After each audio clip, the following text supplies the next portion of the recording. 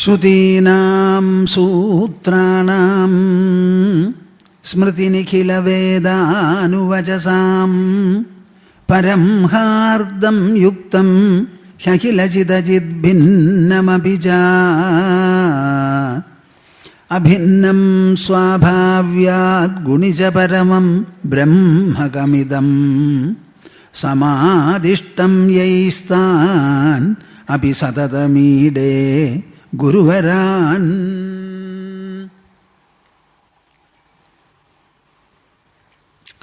ഭാഗ്യോദയേന ബഹുജന്മസമാർജിതേന സത്സംഗമേ ബലഭതേ പുരുഷോ യഥാ വൈ അജ്ഞാനഹേതുകൃതമോഹമഹാന്ധകാര നാശം വിധായ ഹി തതോദയതേ വിവേകഃ.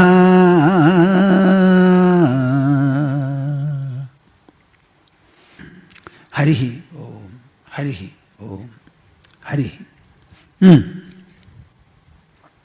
എല്ലാവരും കൈകോർത്ത് മടിയിൽ വെച്ച് നിവർന്നിരുന്ന് കണ്ണടച്ച് മനസ്സും വായും തുറന്ന് കൂടെ നമുക്ക് ജപിക്കുക ഓംകാരം. ഇതൊരു വലിയ തപോനുഷ്ഠാനമാണ് എന്ന് കരുതിക്കൊണ്ട് വേണം ചെയ്യാൻ.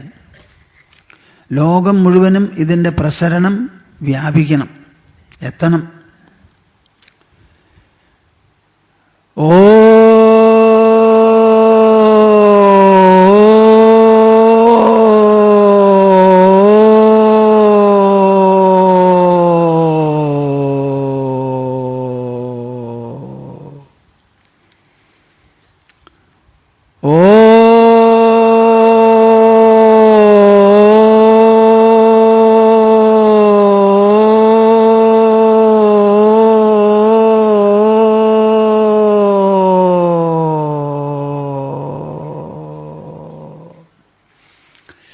ന്യൂഡൽഹിയിൽ ഞാൻ ചെറിയ ഒരു ഹാൾ, നമ്മുടെ തന്നെ ഹാൾ CIRDയിൽ സംസാരിക്കും. ആ സമയത്ത് അവിടുന്ന് ഓങ്കാരം ജപിക്കുന്നത് എത്ര വിശേഷമുണ്ടെന്നറിയോ? ഇവിടെ ഇപ്പോൾ 13ാമത്തെ കൊല്ലാണ് മിക്കവാറും നിങ്ങളെല്ലാവരും വന്നിരിക്കുന്നത്. ഈ ഊച്ചാളി ബാല ഇങ്ങനെ ജപിക്കുക എനിക്ക് വേണ്ടാന്ന് തോന്നുക. എല്ലാവരുടെ മുഖത്തിൽ നിന്നും ഓങ്കാരം പുറപ്പെടട്ടെ. അതിൻ്റെ ഗുണം നിങ്ങൾക്കും നിങ്ങളുടെ കുടുംബാംഗങ്ങൾക്കും ഉണ്ടാവട്ടെ. പൂർവികർ ഈ സന്ദർഭങ്ങളിലാണ്, ഇത്തരം സന്ദർഭങ്ങളിലാണ് അദൃശ്യമായി നിന്ന് സന്തോഷിച്ച് പുഷ്പവൃഷ്ടി ചൊരിയുക എന്നാണ് വിചാരിക്കേണ്ടത്. എല്ലാവരും ജപിക്കാൻ. ഓ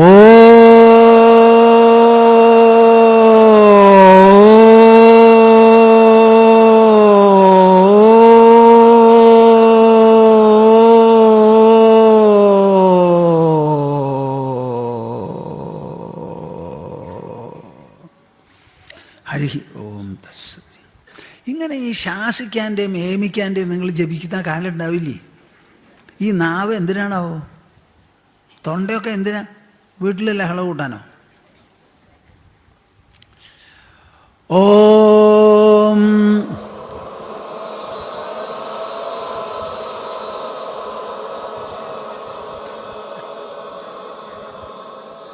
ഇത് വേറെ ഓമാണ്.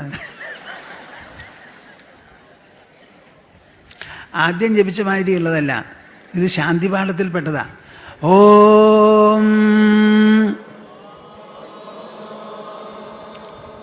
ഭദ്രം കർണേഭിഃ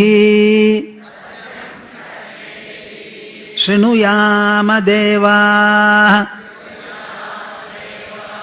ഭദ്രം പശ്യേമ അക്ഷഭിർയജത്രാഃ സ്ഥിരൈരംഗൈഃ തുഷ്ടുവാംസസ്തനൂഭിः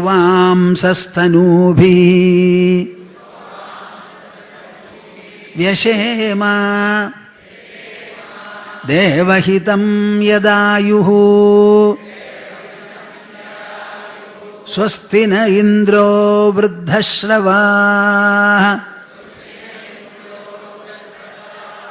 സ്വസ്തി നഃ പൂഷാ വിശ്വവേദാഃ സ്വസ്തി നസ്താർക്ഷ്യോ അരിഷ്ടനേമിഃ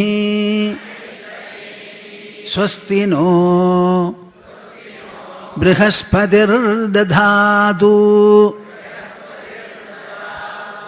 ഓം ശാന്തി ശാന്തി ശാന്തി.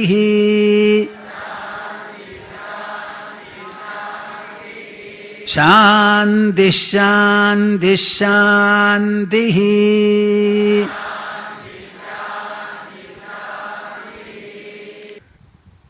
ബ്രഹ്മാവ് സ്വയം ഉപദേശിച്ചതാണ് ബ്രഹ്മവിദ്യ.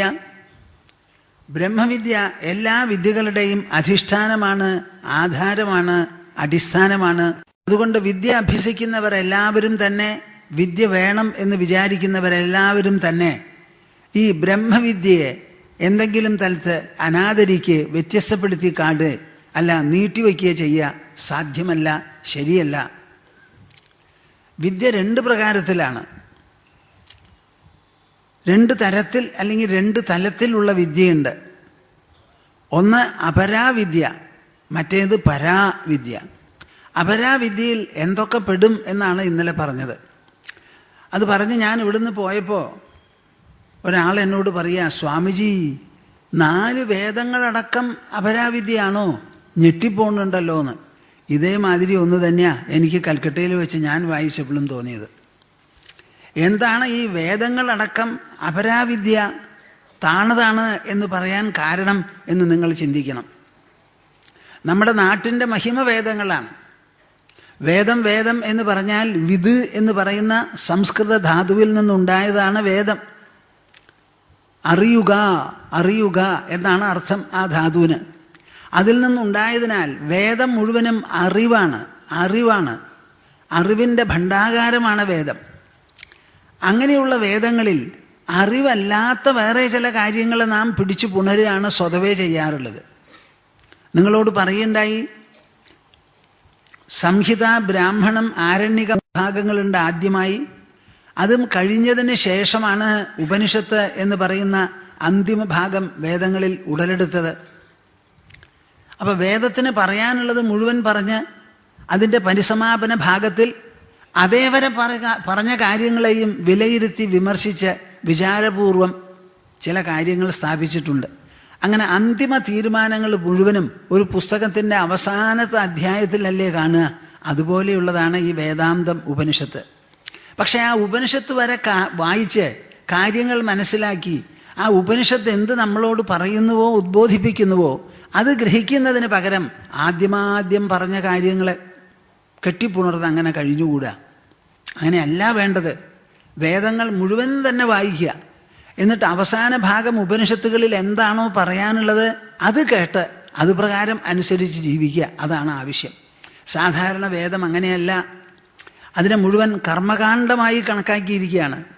കുറേ വിധികളും കുറേ നിഷേധങ്ങളും ഉള്ളടങ്ങുന്ന പല കർമ്മങ്ങളും വിധിച്ചിട്ടുണ്ട്. അതിൽ ഇന്നത് ചെയ്യൂ, ഇന്നത് ചെയ്യരുത്. ചെയ്യൂ ചെയ്യരുത് എന്ന് പറയുന്നതല്ല, കാരകമല്ല വേദം. നേരെ മറിച്ച് ബുദ്ധിയുള്ള മനുഷ്യനെ വേണ്ട അറിവ് കൊടുത്ത് ഉദ്ബുദ്ധനാക്കി തീർക്കുക മാത്രമേ ഉദ്ദേശമുള്ളൂ. അങ്ങനെ വരുമ്പോൾ വേദത്തിന് ഒരു വിധത്തിലും ദുഷിപ്പ് വരില്ല. വേദം പറഞ്ഞ കാര്യങ്ങൾ കുറേ പറഞ്ഞു, അത് കേട്ടില്ല എന്നുണ്ടെങ്കിൽ പറഞ്ഞിട്ട് പിന്നെ എന്താ കാര്യം? നമ്മളൊക്കെ അനാദരവിന് പാത്രമായി തീരും. നേരെ മറിച്ച് അറിയാനുള്ളത് അറിയിച്ചു, അത്രയും ഞങ്ങൾ ചെയ്യുന്നുള്ളൂ. ആ അറിവിന് വിധേയമായി പെരുമാറേണ്ടത് നിങ്ങളുടെ ചുമതലയാണ്. അത് ചെയ്തില്ലെങ്കിൽ നിങ്ങൾക്ക് നഷ്ടം, അല്ലെങ്കിലോ ഞങ്ങൾക്കൊന്നും വരാൻ പോണില്ല. അപ്പോൾ ജ്ഞാപകമാണ് വേദം. ഈ വേദം മുഴുവനും ഇങ്ങനെ അപരമായി തീരുന്നത് എപ്പോഴാ എന്ന് ചോദിച്ചാൽ, ഭഗവത്ഗീത ഉപനിഷത്തിൻ്റെ ഒപ്പം പോകുന്നതാണല്ലോ. ഉപനിഷത് വിദ്യയ്ക്ക് അല്ലെങ്കിൽ ഉപനിഷത് വിജ്ഞാനത്തിന് കൃഷ്ണൻ തന്നെ നൽകിയിട്ടുള്ള ഒരു വിവരണമാണ് പടക്കളം യുദ്ധക്കളത്തിൽ കുരുക്ഷേത്രത്തിൽ നിന്ന് പറഞ്ഞതാണ്. അതിൽ പറയുകയാണ് അദ്ദേഹം, ത്രൈഗുണ്യ വിഷയാ വേദ നിസ്ത്രൈഗുണ്യോ ഭവാർജുന നിർദ്വന്ദ്വോ നിത്യസത്വസ്ഥോ നിർയോഗക്ഷേമ ആത്മവാൻ. കേൾക്കുന്നുണ്ടോ? ത്രൈഗുണ്യ വിഷയാ വേദാഹ. ഈ വേദങ്ങളിൽ പ്രതിപാദിച്ചിട്ടുള്ള ഇടങ്ങളും കാര്യങ്ങളും നേട്ടങ്ങളും സിദ്ധികളും എല്ലാം തന്നെ പ്രകൃതിക്ക് 3 ഗുണങ്ങളുണ്ട്. സത്വഗുണം, രജോ ഗുണം, തമോ ഗുണം. സത്വഗുണം എന്ന് പറയുന്നതാണ് പ്രകാശം, അറിവ്, സുഖം മുതലായിട്ടുള്ളതെല്ലാം. സത്വഗുണത്തിൻ്റെ രചനയാണ്. രജോ ഗുണം പല വിധത്തിലുള്ള പ്രവൃത്തികൾക്ക് നിദാനം കാരണമായിട്ടുള്ള പ്രേരണകൾ, കാമം, ക്രോധം, രാഗം, ദ്വേഷം മുതലായിട്ടുള്ള പ്രേരണകൾ. തമോ ഗുണമോ അറിവില്ലായ്മ, അജ്ഞാനം, ആലസ്യം, ഉറക്കം, ഇങ്ങനെയൊക്കെയുള്ളതാണ് തമോ ഗുണത്തിൻ്റെ സൃഷ്ടി. ഇങ്ങനെ 3 ഗുണങ്ങൾ രചിക്കുന്നതാണ് ഈ ലോകത്തിലുള്ള രചന മുഴുവനും, സൃഷ്ടി മുഴുവനും. സത്വഗുണം, രജോ ഗുണം, തമോ ഗുണം.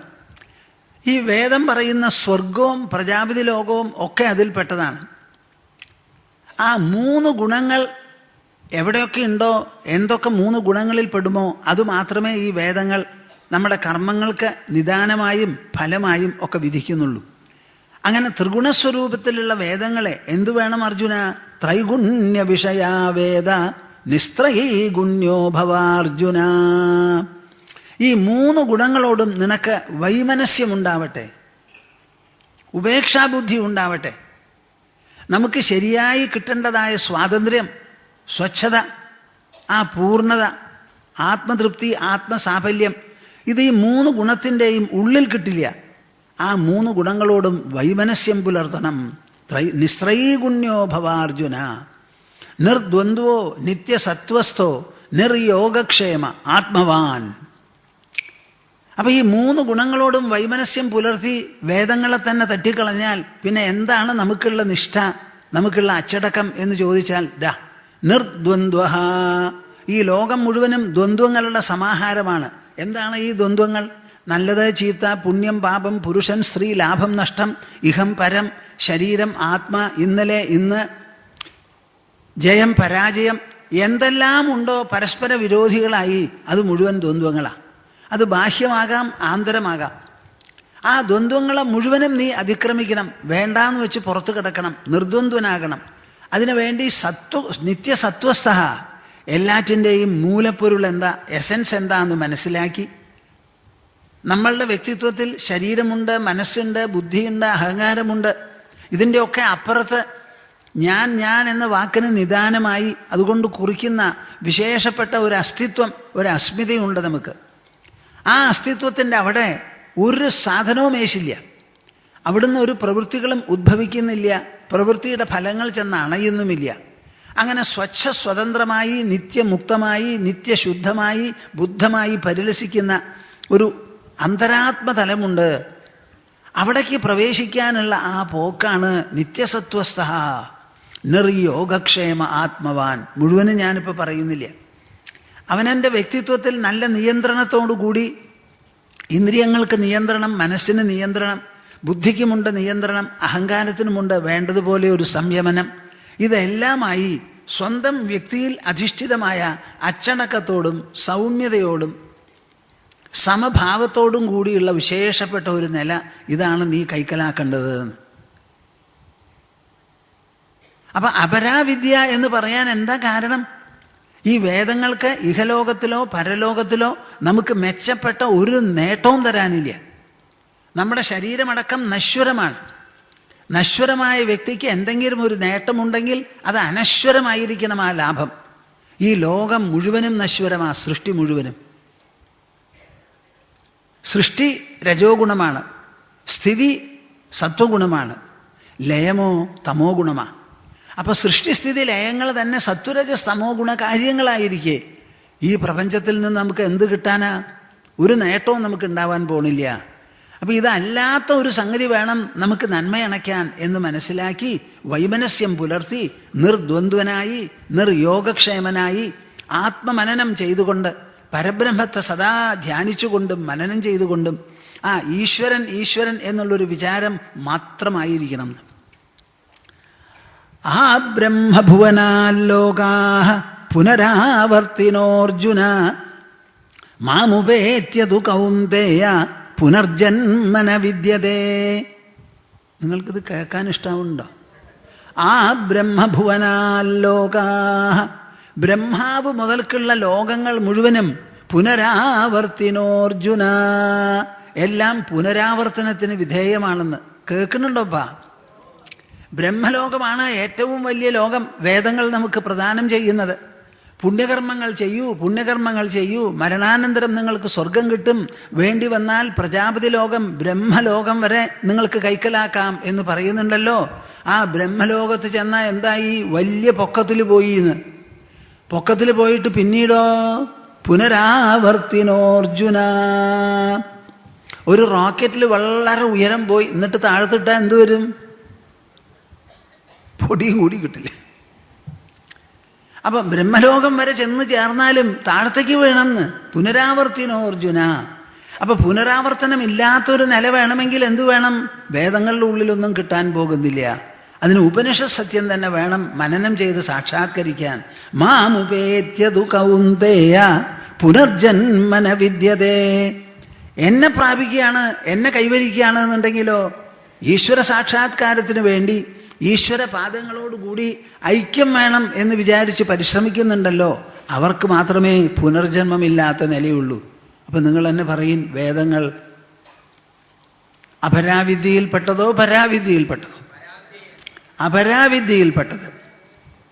തേതം ഭുക്ത്വാ സ്വർഗലോകം വിശാലം ക്ഷീണേ പുണ്യേ മർത്യലോകം വിശന്തി ഏവം ത്രയീ ധർമ്മമനുപ്രപന്നാഃ ഗതാഗതം കാമകാമ ലഭന്തേ. ഇതൊക്കെ ഭഗവത്ഗീതയിലുള്ള ശ്ലോകങ്ങളാണ്. തേതം ഭുക്ത്വാ സ്വർഗലോകം വിശാലം ക്ഷീണേ പുണ്യേ മർത്യലോകം വിശന്തി. പുണ്യകർമ്മങ്ങളൊക്കെ ചെയ്ത് സ്വർഗലോകത്തേക്ക് ചെല്ലാം എന്ന് വിചാരിക്കുന്നുണ്ടല്ലോ, അതിന് നിങ്ങൾക്കുള്ള സർട്ടിഫിക്കറ്റ് എന്താ? പുണ്യം. പുണ്യത്തിൻ്റെ കാർഡും കൊണ്ട് അവിടെ ചെന്നു.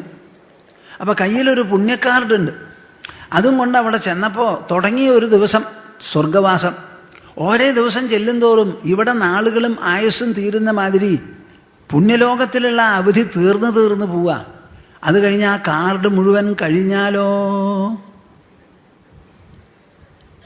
ക്ഷീണേ പുണ്യേ മർത്യലോകം വിശന്തി.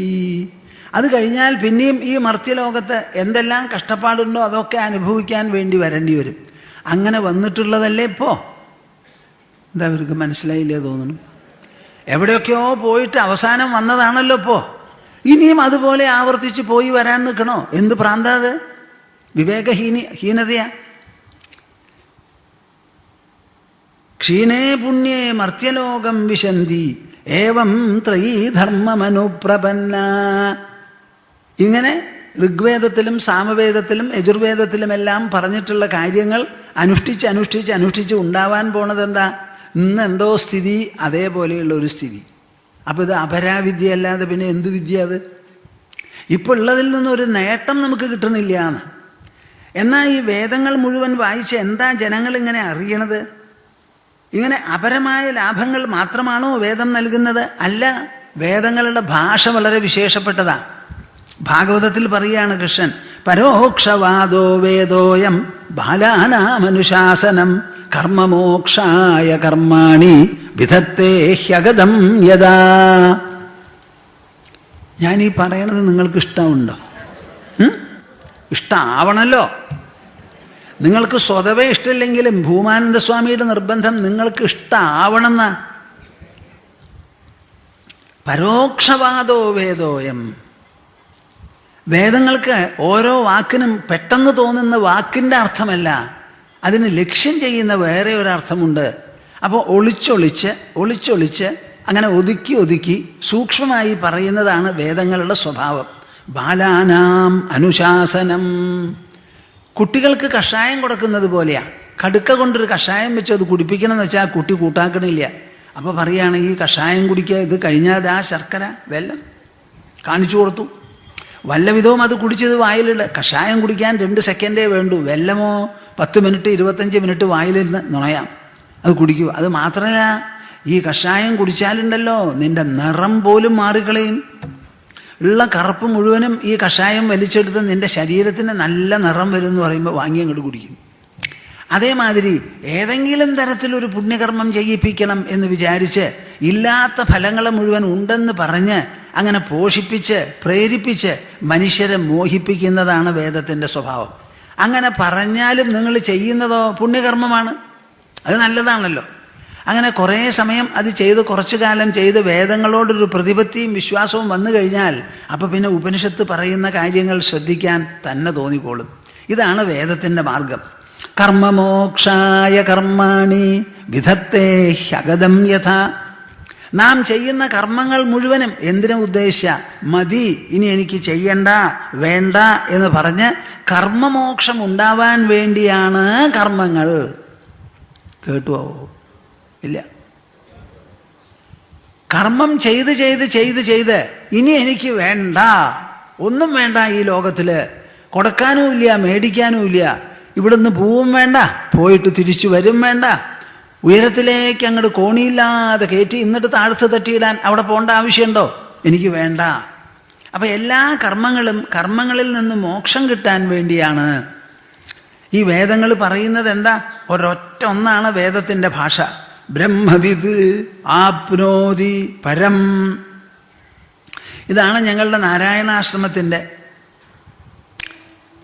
ഞങ്ങളുടെ മുദ്രാവാക്യമോ പ്രധാനപ്പെട്ട ശ്ലോകനാണിത്. ബ്രഹ്മവിദ് ആപ്നോതി പരം. ബ്രഹ്മത്തെ അറിയുന്നവനാണ് മനുഷ്യജീവിതത്തിൽ പരമലാഭം, പരമനേട്ടം, പരമസിദ്ധി. ബ്രഹ്മത്തെ അറിയണം. ഇവിടെ ചെയ്യല്ല വേണ്ടത്, അറിയാണ് വേണ്ടത്. ആ അറിവിനെയാണല്ലോ ശ്രീമദ് ഭാഗവതം പറയുന്നത്. വേദ്യം വാസ്തവമത്ര വസ്തു ശിവദം താപത്രയോന്മൂലനം. താപത്രയത്തെ മുഴുവൻ ഉന്മൂലനം ചെയ്യുന്ന ഒരു വാസ്തവമുണ്ട്, ഒരു സത്യമുണ്ട്. അതാണ് ശിവദം, മംഗളം പ്രദാനം ചെയ്യുന്നത്. അതിനെ നിങ്ങൾ മനസ്സിലാക്കണം.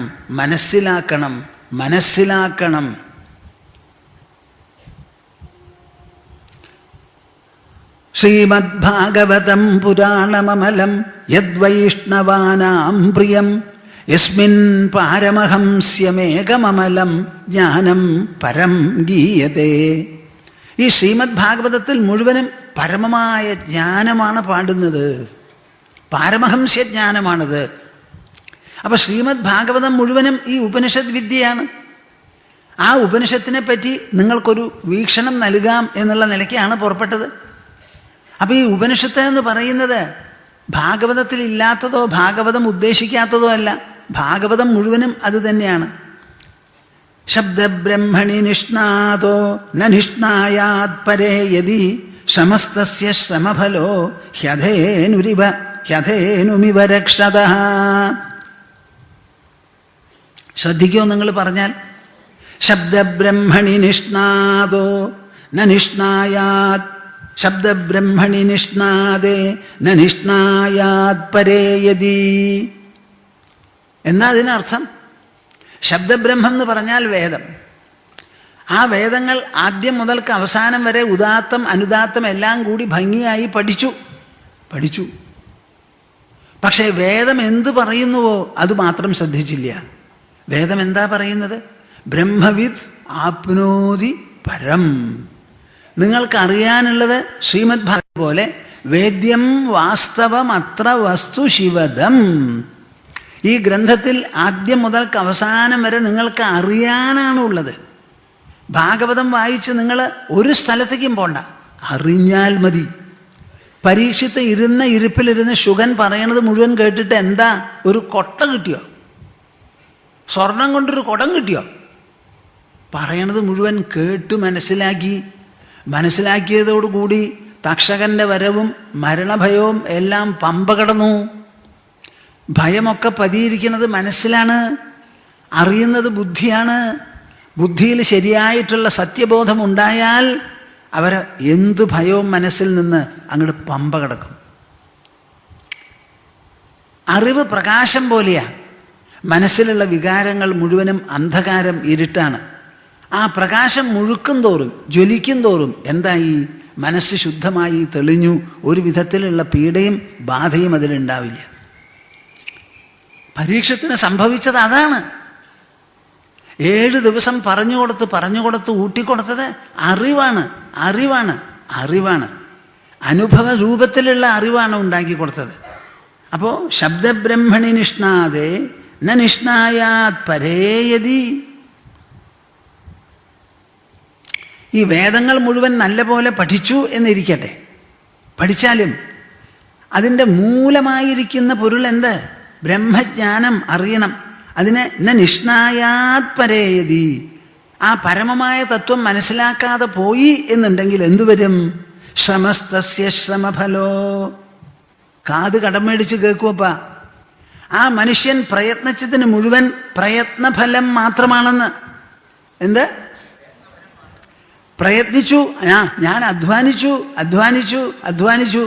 വെള്ളമൊഴിച്ചത് എങ്ങനെയാ? കുടം കൗത്തിയിട്ടാ.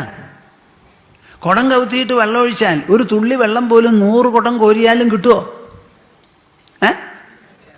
കുടം മലർത്തി വെച്ച് ഒഴിച്ചാൽ ഒഴിക്കുന്നിടത്തോളം വെള്ളം അതിലുണ്ടാവും. ഒഴിച്ചത് ശരിയാ, 100 കുടം ഒഴിച്ചു, കൗത്തി വെച്ചിട്ടാണ് ഒഴിച്ചിരിക്കുന്നത്. ശ്രമസ്തസ്യ ശ്രമഫലോ ഹ്യധേനുമിവ രക്ഷത. പാല് കറക്കാനില്ല, കറവ പറ്റി, ഇനി ചെനപ്പിടിക്കൂല. അങ്ങനെ ഒരു പയ്യെ സ്നേഹം കൊണ്ട് തൊഴുത്തിൽ നിർത്തി നല്ലോണം തീറ്റ കൊടുത്തു, പുല്ലും വയ്ക്കോലും ഒക്കെ കൊടുത്താൽ എന്തുണ്ടാവും? മൂത്രവും ചാണകവും മാത്രം ഉണ്ടാവും, ഒരു തുള്ളി പാല് കിട്ടില്ല. അതുമാതിരി പെറാത്ത പയ്യനെ സംരക്ഷിക്കുന്നത് പോലെയാണ് വേദങ്ങൾ മുഴുവൻ വായിച്ച് ഉരുവിട്ട് പഠിച്ച് കാര്യങ്ങളൊക്കെ നടത്തി തത്വം മിസ് ചെയ്യണത്, അത് ഉപേക്ഷിക്കുന്നത്. ഇതുവരെയാണ് ശ്രീമദ് ഭാഗവതം പറയുന്നത്. അപ്പോൾ വേദം അപരവിദ്യയാണെന്ന് പറയുമ്പോൾ നിങ്ങൾക്ക് അർത്ഥമായോ?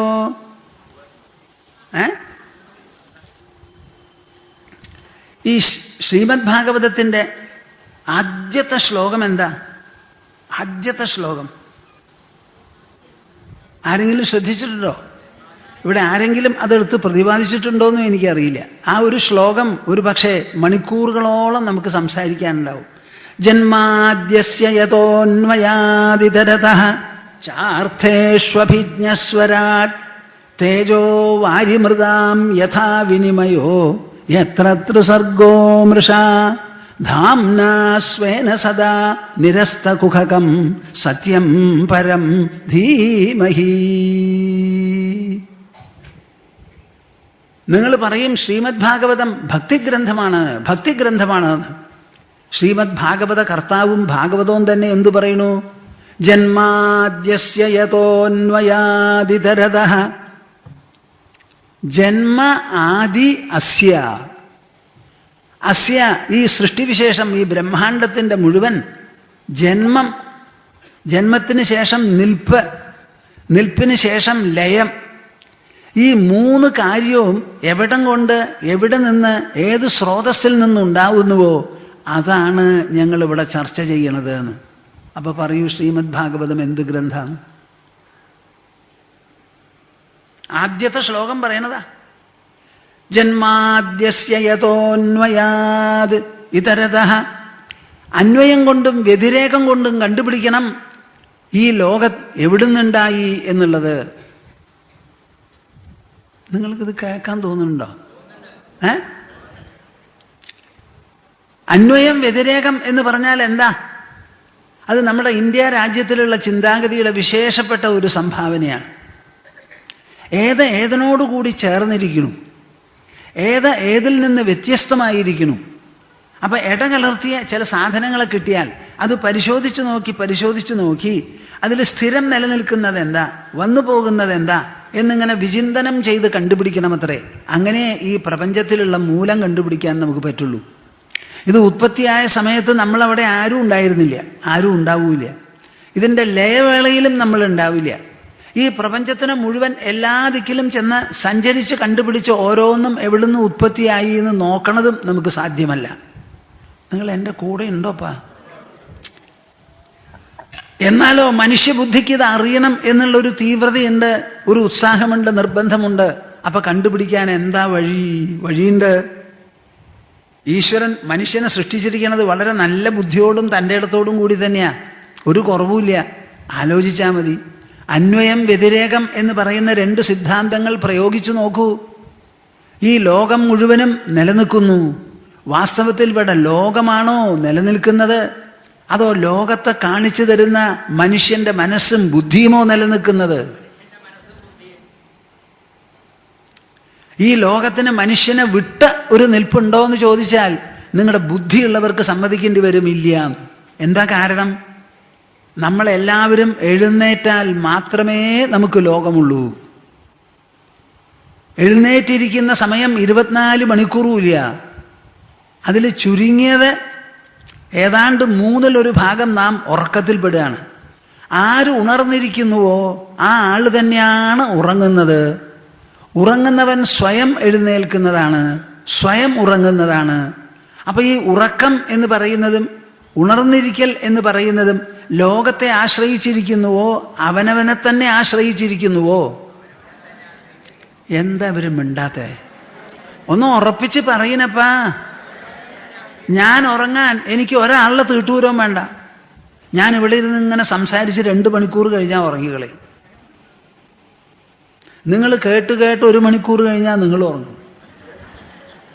അപ്പോൾ ഉറങ്ങുന്നതിന് നമുക്ക് ഒരാളുടെ സമ്മതവും വേണ്ട. അത് കഴിഞ്ഞ് എണീക്കണതോ നമ്മൾ സ്വയം എണീക്കുന്നതാണ്. അപ്പം നമ്മളുടെ ഉണർച്ചയും നമ്മളുടെ ഉറക്കവും വേറെ ഒരു ഘടകത്തെ ആശ്രയിച്ചിരിക്കുന്നില്ല, നമ്മെ തന്നെ ആശ്രയിച്ചിരിക്കുന്നു. അങ്ങനെ നാം ഉണരുമ്പോഴാണ് പറയുന്നത്, എൻ്റെ കണ്ണിലൂടെ ഞാൻ കാണുന്നു, കാതിലൂടെ കേൾക്കുന്നു, ചെവിയിലൂടെ കേൾക്കുന്നു, മൂക്കിലൂടെ വാസനിക്കുന്നു. അപ്പം എൻ്റെ ഉണർവിൻ്റെ ഭാഗങ്ങളും പ്രവർത്തനങ്ങളും സംവേദനങ്ങളുമാണ് ഈ ലോകം, ലോകദൃശ്യം എന്ന് പറയണത്. ഈ ലോകമുണ്ടെന്ന് പറയുന്നത് നമ്മുടെ ഇന്ദ്രിയങ്ങളല്ലേ. ആ ലോകത്തിന് ഷെയ്പ്പ്, അതിന് ആകൃതിയോ സ്വരൂപമോ കൊടുക്കുന്നത് നമ്മുടെ ഇന്ദ്രിയങ്ങളല്ലാതെ വേറെ എന്താ? അപ്പം ലോകം എന്നിൽ നിക്ഷിപ്തമോ ഞാൻ ലോകത്തിൽ നിക്ഷിപ്തമോ? മിണ്ടിയില്ല. ഞാൻ ഉണർന്ന് കണ്ടാലേ ഉള്ളൂ ഈ ലോകം. മൃഗങ്ങളെ ഈ ലോകത്തിൻ്റെ വിവരണം നിങ്ങൾക്ക് തന്നിട്ടുണ്ടോ? നമ്മുടെ കണ്ണും നമ്മുടെ മൂക്കും കണ്ട് ഓരോന്ന് പറയുന്നു. ആ കണ്ണിനും മൂക്കിനുമാകട്ടെ സ്വയം പ്രവർത്തിക്കാനുള്ള ശക്തിയില്ല. മനസ്സിലാണ് എല്ലാ പ്രവർത്തനവും ആദ്യമായി രൂപപ്പെടുന്നത്. എന്നിട്ട് കണ്ണുകൊണ്ട് നോക്കിയാൽ മാത്രമേ ഈ ലോകം കാണപ്പെടുള്ളൂ. ഉറങ്ങുന്ന ഒരാളുടെ കണ്ണിൻ്റെ പോള പതുക്കെ അങ്ങോട്ട് ഒന്ന് തുറന്ന് ഒരു പൂച്ചെണ്ട് കാണിച്ചു കൊടുത്തു എന്നിരിക്കട്ടെ, എന്നിട്ട് എടുത്തു, നിങ്ങൾ ഉറങ്ങാനും പറഞ്ഞു. പിറ്റേ ദിവസം ചോദിച്ചാൽ കണ്ടു എന്ന് പറയുമോ? എന്താ കാരണം? കണ്ണിന് കാണാൻ സാധിക്കുമെങ്കിൽ കണ്ടിട്ടുണ്ടാവണമല്ലോ. അപ്പം കണ്ണിനെ കൊണ്ട് കാണിക്കുന്നതും കാഴ്ചയുടെ പതിപ്പെടുക്കുന്നതും മനസ്സാണ്. ആ മനസ്സിൻ്റെ സഹായത്തോടു കൂടി, ഇണക്കത്തോടു കൂടിയ ഇന്ദ്രിയങ്ങൾക്ക് പ്രവർത്തിക്കാൻ പറ്റുള്ളൂ. ഇന്ദ്രിയങ്ങൾ സ്വയം ജഡമാണ്. അപ്പോൾ ഈ ലോകം എന്ന് പറയുന്ന ദൃശ്യം, ആ ദൃശ്യത്തെ ഉണ്ടാക്കി തീർക്കുന്ന ഇന്ദ്രിയങ്ങളാണ്, അതിലാണ് ആശ്രയിച്ചിരിക്കുന്നത്. അങ്ങനെ വരുമ്പോൾ മനുഷ്യൻ എന്ന് പറയുന്ന വ്യക്തിയാണ് ഇവിടെ എല്ലാറ്റിനും ആധാരം. ലോകമുണ്ടെന്ന് പറയാനും കാണാനും ലോകത്തിന് നിറം കൊടുക്കാനും വർണ്ണശബളമാക്കി തീർക്കാനും എല്ലാം മനുഷ്യ വ്യക്തിത്വത്തിലുള്ള ഇന്ദ്രിയങ്ങളും മനസ്സും ബുദ്ധിയുമാണ് ആധാരം. അവിടെ പരിശോധിച്ച് നോക്കുമ്പോൾ നമുക്ക് 3 അവസ്ഥകളാണ്. പറയട്ടെ? വേണ്ട. 3 അവസ്ഥകളാണ്. ഉണർന്നിരിക്കുന്ന അവസ്ഥ, അത് മുഴുവനും മാച്ച് തേച്ച് കിടന്നുറങ്ങുന്നൊരവസ്ഥ. ഇതിൻ്റെ രണ്ടിൻ്റെയും ഇടയിൽ സ്വപ്നം എന്ന് പറഞ്ഞ് 3-മത്തൊരവസ്ഥ. ഈ 3 അവസ്ഥയും മനുഷ്യൻ എന്ന് പറയുന്ന വ്യക്തിക്കുള്ളതാണ്. ഈ 3 അവസ്ഥയും നമുക്കുള്ളതാണെങ്കിൽ ഇത് ആർക്ക് എന്നൊരു ചോദ്യം വരുന്നു. ഉറങ്ങിക്കഴിഞ്ഞ് എണീറ്റപ്പോൾ ഉറക്കം പോയി. പക്ഷേ ഉറങ്ങിയവൻ പോകുന്നില്ല. ഉറങ്ങിയ ആൾ തന്നെയാണ് എഴുന്നേൽക്കുന്നത്. ആര് ഉറങ്ങിയോ ആ ആൾ തന്നെയാണ് എഴുന്നേൽക്കുന്നത്. ആ എഴുന്നേൽക്കുന്നവൻ തന്നെയാണ് കിടന്നുറങ്ങുന്നത്. അപ്പോൾ എഴുന്നേൽപ്പ് വന്നു പോകുന്നതാണ്, ഉറക്കവും വന്നു പോകുന്നതാണ്, സ്വപ്നവും വന്നു പോകുന്നതാണ്. ഈ 3 എണ്ണവും വന്നു പോയി എന്ന് പറയുമ്പോൾ ഇവ വരാനും പോകാനും സഹായിച്ചുകൊണ്ട് അച്ചുതണ്ടോ ആധാരമോ അധിഷ്ഠാനമോ ആയിരിക്കുന്ന 4-മത്തെ ഒന്നവിടെ വേണ്ടേ? അപ്പോൾ ഒന്നിനെ വേറെ ഒന്നോടുകൂടി ചേർത്ത് കാണുന്നത് അന്വയം, ഒന്നിനെ വേറെ ഒന്നിൽ നിന്ന് അകറ്റി വേർപെടുത്തി കാണുന്നത് വ്യതിരേകം. കൺജങ്ഷൻ ആൻഡ് ഡിസ്കൺജങ്ഷൻ, ഈ 2 തത്വങ്ങളുടെ സിദ്ധാന്തങ്ങളുടെ മാർഗങ്ങളാണ്. അത് പ്രയോഗിച്ചാൽ കാണാം എന്ത്? ഞാനില്ലാതെ ഉറക്കമില്ല, ഞാനില്ലെങ്കിൽ എനിക്ക് ഉറക്കമുണ്ടോ? ഉറക്കം പോയി. അപ്പോൾ ഉറക്കത്തിന് നാശം വന്നു, അല്ലെങ്കിൽ മാറ്റം വന്നു. പക്ഷെ ഉറങ്ങിയ ഞാൻ നശിക്കുന്നില്ല. അപ്പോൾ ഞാനുണ്ടെങ്കിലേ ഉറക്കമുള്ളൂ, ഞാനുണ്ടെങ്കിലേ ഉണർച്ചയുള്ളൂ, ഞാനുണ്ടെങ്കിലേ സ്വപ്നമുള്ളൂ. ഈ മൂന്നവസ്ഥകൾക്കും ഞാനില്ലാതെ നിൽപ്പില്ല. എന്നാൽ ഞാനോ ഈ മൂന്നവസ്ഥയും ഇല്ലാതെ നിൽക്കും. അതെങ്ങനെ മനസ്സിലാവുന്നു? ഉറക്കമില്ലെങ്കിലും ഞാനുണ്ട്, ഉറങ്ങിയ ഞാൻ. ഉണർച്ചയില്ലെങ്കിലും ഉണർന്ന ഞാനുണ്ട്. സ്വപ്നമില്ലെങ്കിലും സ്വപ്നം കണ്ട ഞാനുണ്ട്. അപ്പം ഞാനെ ആശ്രയിച്ചേ മൂന്നവസ്ഥകളും നിൽക്കുന്നുള്ളൂ. എന്നാൽ ഈ മൂന്നവസ്ഥകളെയും ആശ്രയിക്കാതെ ഞാൻ നിൽക്കുന്നുണ്ട്. അതുകൊണ്ട് ആ ഞാനാണ് സത്യം, ബാക്കിയുള്ളതൊക്കെ അവാസ്തവം. ഈ ജാഗ്രത്, സ്വപ്നം, സുഷുപ്തി എന്ന് പറയുന്ന മൂന്നവസ്ഥകൾക്ക് എങ്ങനെയാണോ ഞാൻ എന്ന് പറയുന്ന ആ അസ്മിത, ആ സ്വത്വമുണ്ടല്ലോ, അതാണ് അതിന് ആധാരം. ആധാരം ആധാരം ആ ആധാരമാണ് ഈ ലോകത്തിനും. കാരണം ഈ ലോകം നമ്മുടെ ജാഗ്രത അവസ്ഥയിൽ മാത്രം സ്ഫുരിക്കുന്നതും നമ്മെ ആശ്രയിച്ച് നിൽക്കുന്നതുമാണ്. അപ്പം ലോകത്തിൻ്റെ ഉത്പത്തി എന്ന് പറഞ്ഞാൽ നമ്മുടെ ജാഗ്രത അവസ്ഥ, ജാഗ്രത്തിൻ്റെ ഉത്പത്തി എന്ന് പറഞ്ഞാൽ ഞാനും. ജന്മാദ്യസ്യ യതോന്വയാദിതരതഃ. ഈ ലോകത്തിൻ്റെ മുഴുവൻ ആദി, നിൽപ്പ്, അന്തം, ഇതിനെല്ലാം കാരണം എന്ത് എന്ന് ചോദിച്ച് അന്വയവും വ്യതിരേകവും പ്രകാരം എങ്ങനെ കണ്ടുപിടിക്കണം എന്ന് പറഞ്ഞ് മനസ്സിലാക്കി തന്ന് അവസാനം ഇതിലൊരു സത്യം നമ്മൾ എത്തിച്ചേരുന്നു. അതിൽ നിന്ന് മനസ്സിലാകുന്നത് എന്താ? തേജോ വാര്യമൃതാം യഥാ വിനിമയോ എത്ര ത്രിസർഗോ മൃഷാ. ഈ ഭാഗവത കർത്താവുണ്ടല്ലോ, എവിടെയെല്ലാം ക്രിട്ടിക്കലായി നിർണായകമായ പദപ്രയോഗമുണ്ടോ അവിടെയൊക്കെ അകാരം ഉണ്ടാവാമില്ലാതെയിരിക്കാം. ത്രിസർഗോ അമൃഷാന്ന് വായിക്കാം, ത്രിസർഗോ മൃഷാന്നും വായിക്കാം, കുഴപ്പമില്ലല്ലോ. അമൃഷ എന്ന് പറഞ്ഞാൽ അർത്ഥം മാറി. എനിക്ക് തോന്നണത് ത്രിസർഗോ മൃഷ. ഈ മൂന്ന് ഗുണങ്ങളും കൂടി ഉണ്ടാക്കി തീർത്ത ഈ പ്രപഞ്ചം എന്ന് പറയുന്ന സ്ഫുരണമുണ്ടല്ലോ, വാസ്തവത്തിൽ ഇത് മൃഷയാണ്. ഉറങ്ങിക്കിടക്കുന്നവൻ്റെ ഉള്ളിൽ ഉണ്ടായി നശിക്കുന്നതായ സ്വപ്നം പോലെ മാത്രമാണ് ഇവിടെ. സ്വപ്നപ്രപഞ്ചം മുഴുവനും അവാസ്തവം. എന്നാൽ ആ സ്വപ്നപ്രപഞ്ചം നിലനിർത്തിയ മനസ്സാണവിടെ, ഉണർവാണവിടെ വാസ്തവം. അതുപോലെയുള്ളതാണ് ധാംനാസ്വേന സദാ നിരസ്തകുഹകം സത്യം പരം ധീമഹി. ഇങ്ങനെ എല്ലാറ്റിനെയും തള്ളിക്കളഞ്ഞ് വർജിച്ച് ജാഗ്രതും സ്വപ്നവും സുഷുപ്തിയും മൂന്നും വിട്ട് ഇത് മൂന്നിലും അനുസ്യൂതം പ്രകാശിക്കുന്നതും ഇവ മൂന്നും ആശ്രയിച്ചിരിക്കുന്നതുമായ ആത്മസത്യത്തെ കണ്ടുപിടിച്ച് അതാണ് സത്യം എന്ന് മനസ്സിലാക്കി ഇത് വിട്ട് ഒന്നുമില്ല എന്ന് കണക്കാക്കി ധീമഹി. അതിനെ നിങ്ങളുടെ ബുദ്ധിയിൽ താങ്ങി താങ്ങി താങ്ങി താലോലിച്ച് നിർത്തൂ. നിങ്ങളുടെ ബുദ്ധിയിലാണ് സത്യത്തെ നിങ്ങൾ ഉൾക്കൊള്ളേണ്ടത്. ആ ബുദ്ധിയിൽ താങ്ങി നിർത്തുന്നതിനാണ് ധ്യാനം. ധ്യാനം എന്ന് പേര്. ധ്യായേമഹി എന്ന പദത്തിൻ്റെ രൂപഭേദമാണ് ധീമഹി എന്ന് പറയുന്നത്. ഈ സത്യം പരം ധീമഹി, സത്യം പരം ധീമഹി, ഇതാണ് ആദ്യത്തെ ശ്ലോകത്തിൽ പറയുന്നത്. അപ്പം നിങ്ങൾ എന്നോട് പറയൂ, ശ്രീമദ് ഭാഗവതം പരമസത്യം പ്രതിപാദിക്കുന്ന വിശേഷപ്പെട്ട ശാസ്ത്രമല്ലേ? അത് മനസ്സിലാക്കിക്കാൻ വേണ്ടിയാണ് ഭക്തിയും ഭഗവാനവും എല്ലാമായിട്ടുള്ളൊരു കൂട്ടുപിടിച്ച് നല്ലൊരു കുപ്പായം ഇടിയിച്ച് ഇടയ്ക്ക് ഇങ്ങനെ പറഞ്ഞ് മനസ്സിലാക്കി കൊടുക്കുന്നത്. ഇത് ആദ്യത്തെ ശ്ലോകത്തിൽ പറയുന്നതാണ്. ധാംനാസ്വേന സദാ നിരസ്തകുഹകം സത്യം പരം ധീമഹി. എത്രത്തോളം മായാവിത്വം ഈ ലോകത്തിൽ ഉണ്ടായിക്കോട്ടെ, അതിൻ്റെ ഒക്കെ കൂടെ അവയെ നിരസിച്ചുകൊണ്ടാണ് ഈ പരമസത്യം പ്രകാശിക്കുന്നത് തന്നിൽ എന്നതുപോലെ. അവസാനം സൂതൻ പറയുന്നു 12ാമത്തെ സ്കന്ധത്തിൽ, തച്ഛുദ്ധം വിമലം വിശോകമമൃതം സത്യം പരം ധീമഹി. ശ്രീമദ് ഭാഗവതം പ്രതിപാദിക്കുന്നത് എന്താ?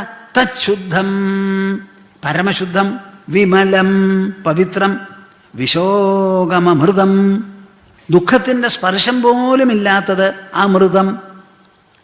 മരണമെന്നോ നാശമെന്നോ ഒരു ചോദ്യമേ അവിടെ വരുന്നില്ല. സത്യം പരം ധീമഹി. അവിടെയും പറഞ്ഞു പരമസത്യത്തെ ധ്യാനിക്കുന്നു. ഇതാണ് ശ്രീമദ് ഭാഗവതം. ഈ ശ്രീമദ് ഭാഗവതം എത്രത്തോളം പ്രാധാന്യം നൽകുന്നു ഈ സത്യബോധത്തിനും സത്യചിന്തനത്തിനും എന്നറിയാമോ നിങ്ങൾക്ക്? ശ്രീകൃഷ്ണൻ 10ാമത്തെ സ്കന്ധത്തിൽ പറയുകയാണ്, 48ാം അധ്യായത്തിൽ 31ാം ശ്ലോകം. അദ്ദേഹത്തെ കാണാൻ വന്ന മഹർഷിമാരെ അഭിസംബോധന ചെയ്തുകൊണ്ട് പറയുകയാണ്. അവർ പറയണു, കൃഷ്ണ അങ്ങയെ കാണാൻ ഞങ്ങൾ വന്നിരിക്കണമെന്ന്. കൃഷ്ണൻ പറയണു, നിങ്ങളിവിടെ വന്നതിൽ എനിക്ക് സന്തോഷവും കൃതജ്ഞതയും കൃതാർത്ഥതയുമുണ്ട്. നിങ്ങളെപ്പോലെയുള്ളവരുടെ ദർശനമാണ് വാസ്തവത്തിൽ മനുഷ്യന് നന്മ. ബാക്കിയുള്ളതൊക്കെ പൂ. കേൾക്കുന്നുണ്ടോ? നിങ്ങൾ കേൾക്കുന്നുണ്ടോ? കേട്ടോളൂ. നഹ്യമ്മയാനി തീർത്ഥാനി ന ദേവാമൃച്ഛിലാമയാ തേ പുനന്ത്യുരുകാലേന ദർശനാദേവ സാധവ. കാത് കടം മേടിച്ച് കേൾക്കണപ്പാ. ഏത് ശാസ്ത്രത്തിലാണ് ഇങ്ങനെ തുറന്ന് പറയുക? നഹ്യമ്മയാനി തീർത്ഥാനി, നഹി അപ്പുമയാനി തീർത്ഥാനി. നമ്മൾ തീർത്ഥം തീർത്ഥം എന്ന് പറഞ്ഞ് ജലസങ്കേതങ്ങളിലേക്കും ജലപ്രവാഹങ്ങളിലേക്കും പോകുന്നുണ്ടല്ലോ. കൃഷ്ണൻ പറയാണ്, അപ്പുമയമായിട്ടുള്ളതല്ല വാസ്തവത്തിൽ തീർത്ഥങ്ങൾ. ന ദേവാ മൃച്ഛിലാമയാ, മണ്ണുകൊണ്ടും കല്ലുകൊണ്ടും ഉണ്ടാക്കിയിട്ടുള്ള വിഗ്രഹങ്ങളല്ല ദേവന്മാർ. എന്താ കാരണം? തേ പുനന്ത്യുരുകാലേന. നിങ്ങൾക്കിത് ഇഷ്ടമാവുന്നുണ്ടോ?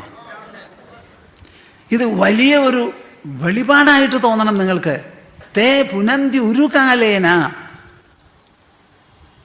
ഗംഗാനദിയിൽ ചെന്ന് കുളിച്ചു, ഗംഗാതീരത്തിൽ താമസിച്ചു, 35 കൊല്ലായി. ഗംഗാനദി നമ്മളെ പരിശുദ്ധമാക്കുമെങ്കിൽ ഒരൊറ്റ മുങ്ങിയാൽ പോരെ? എന്താ മിണ്ടാതെ? ഇത് ദിവസേന മുങ്ങും. എന്നിട്ട് 30 കൊല്ലം കഴിയൂ. അപ്പം 30 കൊല്ലം കഴിഞ്ഞ് കുറച്ച് ശുദ്ധി ഉണ്ടാവാൻ പോകുന്നുണ്ടെങ്കിൽ അത് ഗംഗാനദി കാരണമല്ല, നിങ്ങളുടെ പ്രയത്നം കൊണ്ടാണ്. തേ പുനന്തി ഉരുകാലേന. ഈ സാധനങ്ങൾ മുഴുവൻ ഉരുകാലേന, ദീർഘകാലം കൊണ്ട് കുറച്ച് പവിത്രത നിങ്ങൾക്ക് തരണു.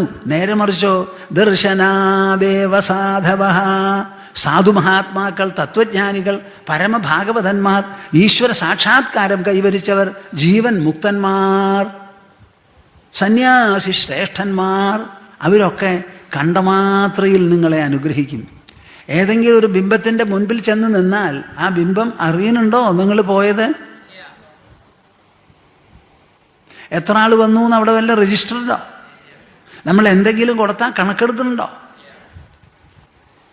ദർശനാദേവ സാധവ. നിങ്ങളെപ്പോലെ 2 കണ്ണുള്ള മഹാത്മാക്കളുണ്ട്.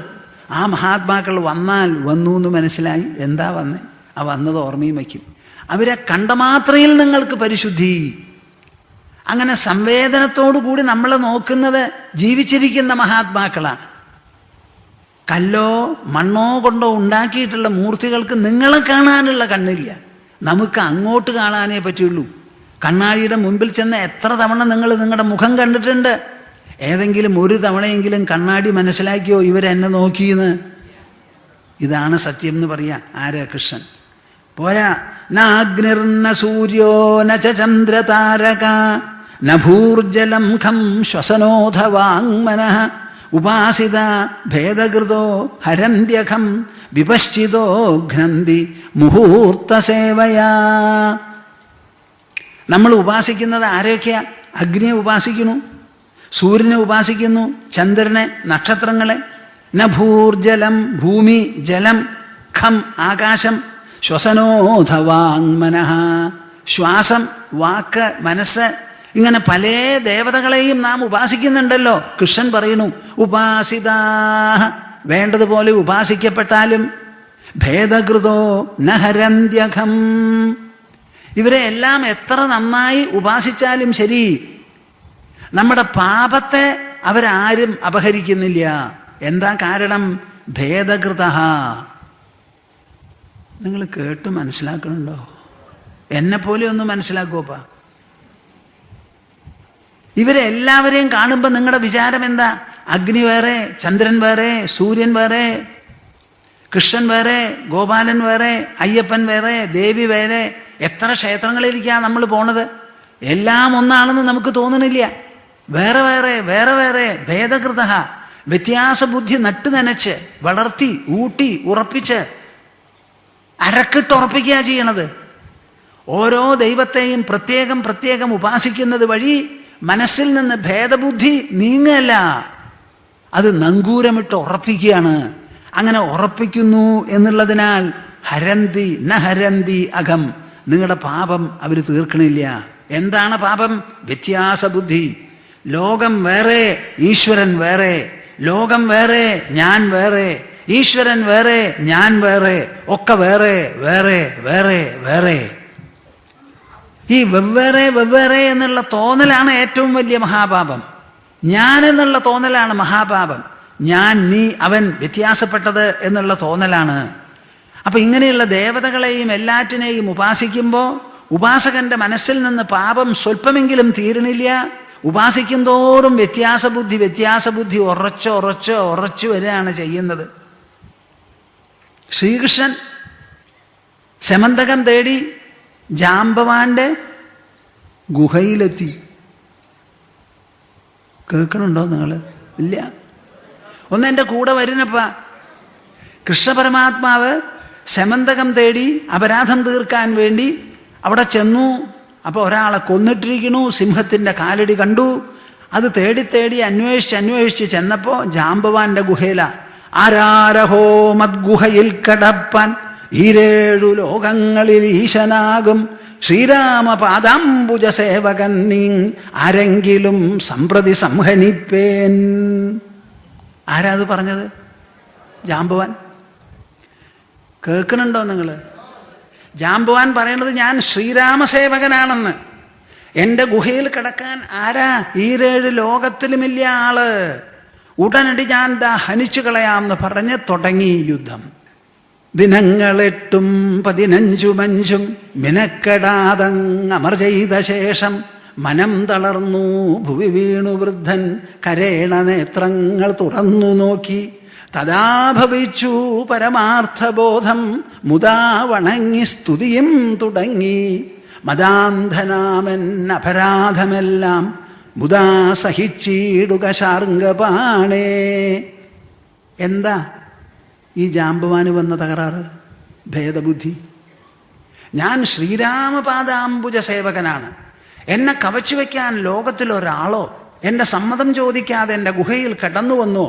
ആരാടോ താൻ? ഇപ്പം തന്നെ കൊന്നുകളയാമെന്ന് പറഞ്ഞിട്ടാ യുദ്ധം. ആരടുത്ത്? രാമനെപ്പോലും കവച്ചു വയ്ക്കുന്ന കൃഷ്ണപരമാത്മാവിൻ്റെ അടുത്ത്. ഇതാണ് നമ്മുടെ ഭക്തന്മാരുടെ ഉള്ളിലിരിപ്പ്. ഞാനേ ദേവീ ഭക്തനാ, അതുകൊണ്ട് 2 കൊമ്പുണ്ട്. ഈ ഭേദബുദ്ധിയാണ് മനുഷ്യന് തകരാറ്. നഗ്നിർന സൂര്യോ നച ചന്ദ്രതാരക നഭൂർജലം ഖം ശ്വസനോധവാങ്മനഃ ഉപാസിത ഭേദകൃതോ ഹരന്ത്യഖം വിപശ്ചിതോ ഘ്നന്തി മുഹൂർത്ത സേവയാ. ഈ ദേവതകളെയെല്ലാം ഉപാസിച്ച് എത്ര കാലം കഴിഞ്ഞാലും ആ ഭേദബുദ്ധി പോയി ഏകാത്മഭാവം വരണില്ല. നേരെ മറിച്ച് വിവേകമുള്ളവർ, വിവേകശാലികൾ, സജ്ജനങ്ങൾ, തത്വദർശികൾ, മഹാത്മാക്കൾ, അവരുടെ അടുത്ത് പോയാലോ അവർ പറഞ്ഞു കൊടുക്കും. നിങ്ങൾ എന്ത് പേര് പറഞ്ഞാലും ഏകം സത് വിപ്രാ ബഹുധാ വദന്തി പറഞ്ഞു കൊടുക്കും. 1/2 മിനിറ്റ് കൊണ്ട് അവർ പറഞ്ഞ് നമുക്ക് മനസ്സിലാക്കാൻ പറ്റും. ഇതോ 60 കൊല്ലം ഉപാസിച്ചാലും ഈ ബുദ്ധി നമുക്ക് വരാൻ പോകുന്നില്ല. നിങ്ങൾ പറയൂ, ശ്രീമദ് ഭാഗവതം എന്താണെന്ന്?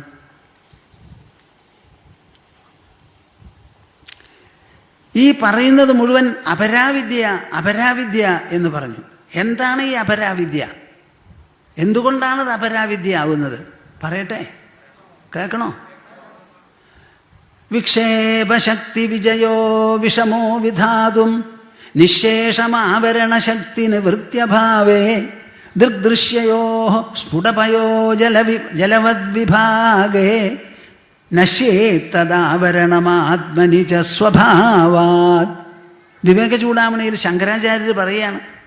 അദ്ദേഹം അവസാനം രചിച്ച ഗ്രന്ഥമാണ് വിവേക ചൂടാമണി. അതിൽ പറയാണ്, എന്തു തന്നെ പറഞ്ഞാലും നമുക്ക് ഈ പരമസത്യം വെളിവാകുന്നില്ല. എന്താ അതിന് കാരണം? ആ സത്യത്തിൽ തന്നെ, അതിൽ നിന്ന് തന്നെ നിർഗളിക്കുന്ന 2 തരത്തിലുള്ള ശക്തിയുണ്ട്. എന്താ ആ ശക്തി? ഒന്ന് ആവരണം, പിന്നെ ഒന്ന് വിക്ഷേപം. നിങ്ങൾക്കിതൊക്കെ കേൾക്കണോ? ആവരണം എന്ന് പറഞ്ഞാൽ സ്വയം മൂടുന്നത്. അപ്പം അഗ്നി ഇങ്ങനെ കത്തിപ്പിടിക്കുമ്പോൾ അതിൻ്റെ പ്രകാശമോ നാളങ്ങളോ കാണാതെ മുൻപിൽ പുകയാണ് പുറത്തു വരിക. ആ പുക അഗ്നിയെ മൂടുന്നതാണ്. അത് രചിക്കുന്നത് ആരാ? അഗ്നി തന്നെയാണ് രചിക്കുന്നത്. അപ്പം അഗ്നി എന്തിന് പുക രചിക്കണമെന്ന് ചോദിച്ചാൽ പറയാൻ പറ്റില്ല.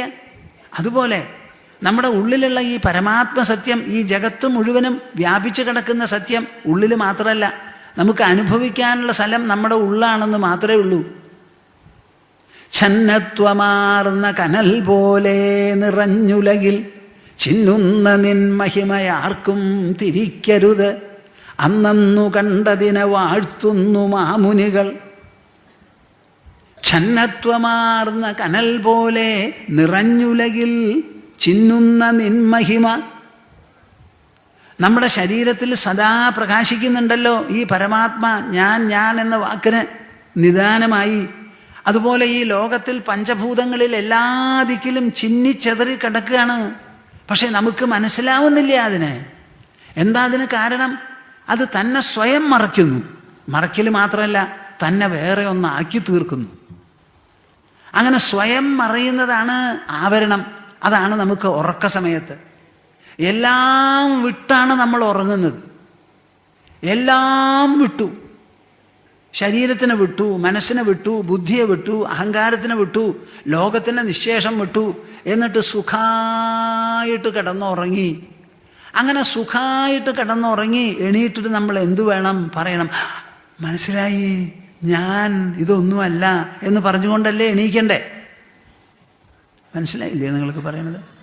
ഇതെല്ലാം വിട്ടിട്ട് ഞാൻ ഉറങ്ങി 6-8 മണിക്കൂർ എന്ന് പറയുമ്പോൾ ഇതൊന്നുമല്ലാത്ത ഒരുവനാണ് ഞാൻ എന്നുള്ള ബോധത്തോടു കൂടി വേണ്ട എണീക്കാൻ. എണീക്കണില്ലല്ലോ. ഞാൻ ഉറങ്ങി, എനിക്കൊന്നും അറിഞ്ഞില്ല. എല്ലാം ഇല്ലാതെയായി, ഞാനൊട്ടും ഇല്ലാതെ ആയതുമില്ല. അപ്പം എല്ലാറ്റിൽ നിന്നും വേറിട്ട എന്നെ 6 മണിക്കൂർ കെട്ടിപ്പിണഞ്ഞ് കിടന്നിട്ടും അറിഞ്ഞുകൊണ്ട് ഉണർന്നുകൊണ്ട് ഹാ എന്ന് പറഞ്ഞിട്ടല്ലേ എണീക്കണ്ടേ? അത് സാധിക്കുന്നില്ല. എന്താ കാരണം? ആവരണം. അതിനെ മൂടി മനസ്സിലാക്കാൻ അനുവദിച്ചില്ല. എണീറ്റ് കഴിഞ്ഞാലോ പിന്നെ പുറത്ത് കാണുന്ന വസ്തുക്കൾ മുഴുവനുമായി അവിടെ വിക്ഷേപം. മനസ്സിലായോ? ശാസ്ത്രമാണ് ഈ പറയുന്നത്. ഒന്ന് മൂടുന്നത്, പിന്നെ ഒന്നോ അതല്ലാതെ മറ്റൊന്നാക്കി തീർക്കുന്നത്. എണീറ്റ് കഴിഞ്ഞാൽ പറഞ്ഞു ഞാൻ. എന്തിനായി പറയണേ? ഞാൻ പുരുഷനാണ്. ആരായി പുരുഷൻ? ശരീരം. ഞാൻ ദുഃഖിയാണ്. ആർക്കാ ദുഃഖം? മനസ്സിന്.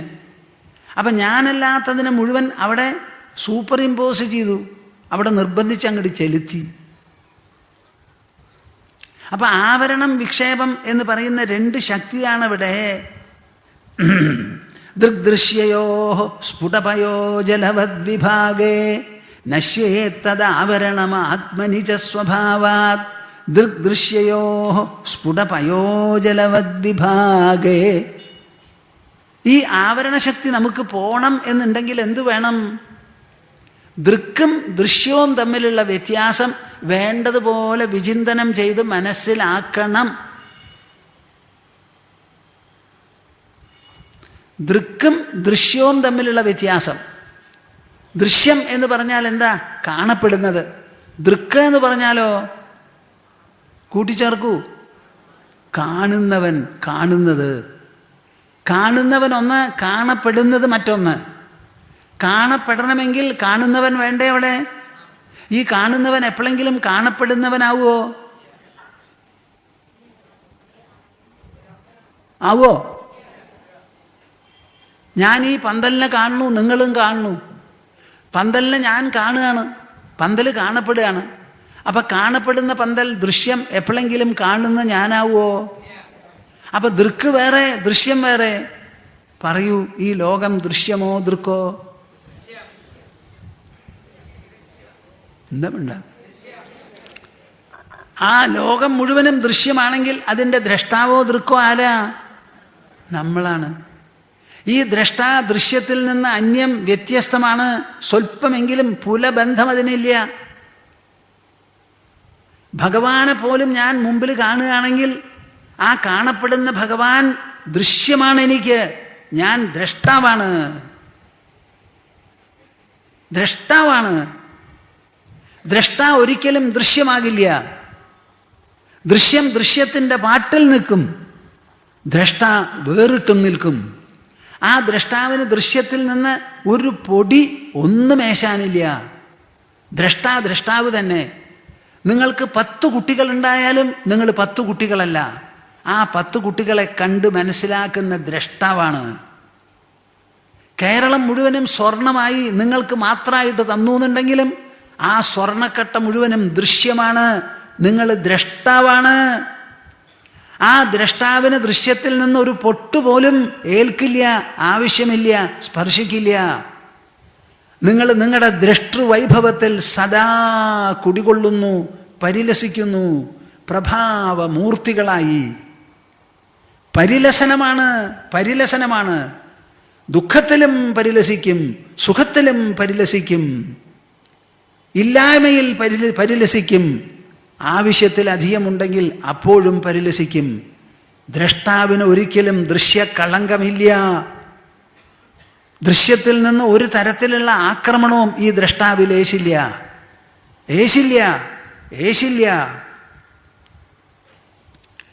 ഈ ലോകം മുഴുവനും ദൃശ്യമാണ്. അഷ്ടാവക്ര സംഹിതയിൽ അഷ്ടാവക്രൻ പറയുകയാണ്, ആരെ നോക്കി? ജനക മഹാരാജാവിനെ നോക്കി. എനിക്ക് ജ്ഞാനം ഉപദേശിച്ചു തരൂ. കഥം ജ്ഞാനമവാപ്നോതി കഥം മുക്തിർഭവിഷ്യതി വൈരാഗ്യം ച കഥം പ്രാപ്തം ഏതദ്ബ്രൂഹി മമ പ്രഭോ. എങ്ങനെയാണ് ജ്ഞാനമുണ്ടാവുക? എങ്ങനെയാണ് വൈരാഗ്യം വളർത്തിയെടുക്കാൻ സാധിക്കുക? മുക്തി എങ്ങനെ സംഭവിക്കും? ഒന്ന് പറഞ്ഞു തരൂ എന്ന് പറഞ്ഞപ്പോൾ പറഞ്ഞു കൊടുക്കുകയാണ് അഷ്ടാവക്ര മഹർഷി. കേൾക്കണോ നിങ്ങൾക്ക്? ഒന്ന് കേൾക്കിനപ്പാ.